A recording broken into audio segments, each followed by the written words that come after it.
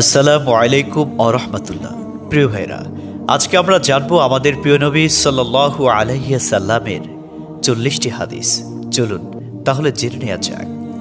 Number 1, রাসূলুল্লাহ সাল্লাল্লাহু আলাইহি সাল্লাম বলেন, যে ব্যক্তি আমার 40টি হাদিস আমার উম্মতের কাছে পৌঁছাবে তার জন্য আমি কিয়ামতের দিন বিশেষভাবে সুপারিশ করব। সুবহানাল্লাহ। নাম্বার 2, মানুষের মধ্যে যারা মৃত্যুকে বেশি করে স্মরণ করে এবং তার জন্য প্রস্তুতি নেয় তারাই সবচেয়ে বুদ্ধিমান। নাম্বার 3, প্রত্যেক জিনিসের জাকাত আছে, আর দেহের জাকাত হচ্ছে রোজা। নাম্বার 4, যে তার সময় আল্লাহর জন্য ব্যয় করে না তার জন্য জীবন অপেক্ষা মৃত্যু শ্রেয়।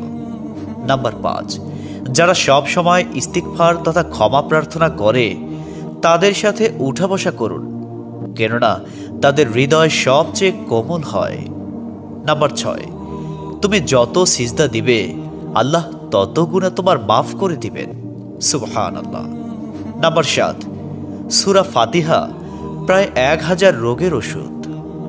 নাম্বার 8, হাতের তালুতে জ্বলন্ত আগুনের কয়লা রাখলে যেমন কষ্ট হবে তার চেয়ে বেশি কষ্ট হবে শেষ জামানায় ঈমান রাখতে। নাম্বার 9, রোজাদারদের জন্য প্রতিদিন জান্নাতকে সুসজ্জিত করা হয়। সুবহানাল্লাহ। নাম্বার 10, রাসূল সাল্লাল্লাহু আলাইহি ওয়াসাল্লাম বলেছেন, কিয়ামতের দিন সব নবীর চেয়ে আমার উম্মতের সংখ্যা বেশি হবে এবং আমি সর্বপ্রথম জান্নাতের দরজা খুলব। সহিহ মুসলিম, হাদিস নম্বর 196। 11, যে ব্যক্তি রোজা রাখা অবস্থায় মারা যাবে আল্লাহ তাকে কিয়ামত পর্যন্ত সকল রোজার সওয়াব দান করবেন। সুবহানাল্লাহ। নাম্বার 12, যে ব্যক্তি ফজরের নামাজ আদায় করল সে আল্লাহর হিফাজতে চলে গেল। নাম্বার 13, রাসূলুল্লাহ সাল্লাল্লাহু আলাইহি ওয়াসাল্লাম বলেছেন, রোজা ও কোরআন কিয়ামতের দিন মানুষের জন্য সুপারিশ করবে। মুসনাদে আহমদ, হাদিস নম্বর 6626। 14, নবীজি বলেছেন, রোজাদারদের জন্য সবচেয়ে বড় খুশির সংবাদ হলো হাসরের মাঠে আল্লাহ সবার আগে রোজাদারদের সাথে সাক্ষাৎ করবেন। সুবহানাল্লাহি ওয়া বিহামদিহি। 15, যখন রমজান আসে তখন জান্নাতের দরজাসমূহ খুলে দেওয়া হয়। 16, রাসূলুল্লাহ সাল্লাল্লাহু আলাইহি ওয়াসাল্লাম বলেন, যখন কোনো বান্দা আল্লাহর দিকে দুটি হাত উঠায় তখন তিনি তা ব্যর্থ বা শূন্যভাবে ফিরিয়ে দেন না। তিরমিজি, হাদিস নম্বর 502। 17, হযরত মুহাম্মদ সাল্লাল্লাহু আলাইহি ওয়াসাল্লাম বলেছেন, একটি খেজুরের অর্ধেক হলেও দান করে জাহান্নামের শাস্তি হতে নিজেকে হেফাজত করো। সহিহ বুখারী, হাদিস নম্বর 6023। প্রিয় ভাইরা, নাম্বার 18, যদি ভালো হতে চাও তবে সর্বপ্রথম মিথ্যা বলা ছেড়ে দাও। 19, তুমি যখন রাস্তা দিয়ে যাও তখন আল্লাহর নামে জিকির করো, কারণ হাসরের দিন ওই রাস্তা তোমার নামে সাক্ষ্য দিবে। 20, তোমরা সব সময় উজু করো, কারণ কিয়ামতের দিন যারা উজুকারী তাদের হাত পা উজ্জ্বল থাকবে। সুবহানাল্লাহি ওয়া বিহামদিহি। 21, যার দুঃখ বেশি তার প্রতি আল্লাহর রহমতও বেশি। 22, যখনই নামাজে দাঁড়াবেন জীবনের শেষ নামাজ মনে করবেন।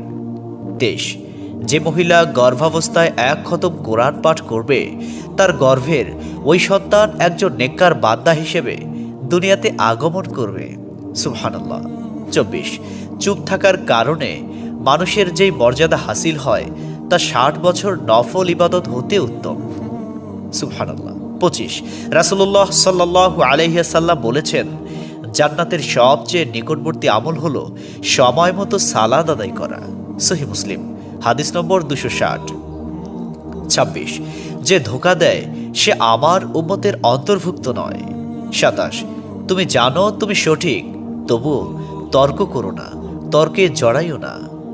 28, হযরত মুহাম্মদ সাল্লাল্লাহু আলাইহি ওয়াসাল্লাম বলেছেন, তোমরা বিপদে পড়ে মৃত্যু কামনা করবে না, বরং বলবে, হে আল্লাহ, যে পর্যন্ত জীবিত থাকা আমার জন্য কল্যাণকর আমাকে ততক্ষণ জীবিত রাখুন, এবং যখন মৃত্যু আমার জন্য কল্যাণকর তখন তুমি আমাকে মৃত্যু দাও। 29, সূরা ইয়াসিনকে কুরআনের হৃদয় বলা হয়। 30, হযরত মুহাম্মদ সাল্লাল্লাহু আলাইহি ওয়াসাল্লাম বলেন, মায়ের একটি কষ্টের নিঃশ্বাস 7টি দোজখের চেয়েও ভয়ঙ্কর, আর একটি সুখের হাসি 8টি বেহেশতের সমান। সুবহানাল্লাহ।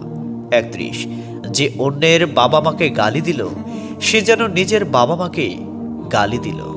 32, রাসূলুল্লাহ সাল্লাল্লাহু আলাইহি ওয়াসাল্লাম বলেছেন, আমি যা জানি তোমরা যদি তা জানতে পারতে তবে নিশ্চয় খুব কম হাসতে এবং খুব বেশি পরিমাণে কাঁদতে। 30, মানুষ যদি মৃত ব্যক্তির আর্তনাদ দেখত এবং শুনতে পেত, তাহলে মানুষ মৃত ব্যক্তির জন্য কান্না না করে নিজের জন্য কাঁদত। 34, মহানবী সাল্লাল্লাহু আলাইহি ওয়াসাল্লাম বলেছেন, সূরা ফাতিহা তোমরা ধীরে ধীরে পাঠ করো, কারণ মহান আল্লাহ নিজে তার জবাব দেন। সুবহানাল্লাহ। হাদিস সূত্র মুসলিম 910। 35, রাসূলুল্লাহ সাল্লাল্লাহু আলাইহি ওয়াসাল্লাম বলেছেন, কিয়ামতের দিন যে জিনিসটি মুমিনদের পাল্লায় ভারী হবে সেটি হচ্ছে সুন্দর চরিত্র, আখলাক। আবু দাউদ, হাদিস নম্বর 4101। 36, কবরের ভিতরের প্রথম চাপ পৃথিবীর সকল কষ্টকে হার মানিয়ে দেবে। 37, হযরত মুহাম্মদ সাল্লাল্লাহু আলাইহি ওয়াসাল্লাম বলেন, যে ব্যক্তির অন্তরে এক সরিষা দানা পরিমাণ অহংকার থাকবে সে জান্নাতে প্রবেশ করতে পারবে না। সহিহ মুসলিম, হাদিস নম্বর 91। 38, কিয়ামতের দিন ওই ব্যক্তির জন্য সুপারিশ করা হবে যে প্রচুর শীত উপেক্ষা করেও ফজরের নামাজ আদায় করল। 39, নিশ্চয় মহান আল্লাহ নম্র, তিনি নম্রতাকে পছন্দ করেন। তিনি নম্র স্বভাবের লোকদেরকে যা দান করেন তা কঠিন স্বভাবের লোকদের দান করেন না। আবু দাউদ, হাদিস নম্বর 4807। 40, কবর মানুষকে দিনে 70 বার স্মরণ করে এবং ডাকে। আল্লাহ সুবহানাহু ওয়া তাআলা আমাদের সঠিক জ্ঞান এবং বুঝার তৌফিক দান করুন এবং আমাদের এই সমস্ত হাদিস সমূহের উপর আমল করার তৌফিক দান করুন। আমিন।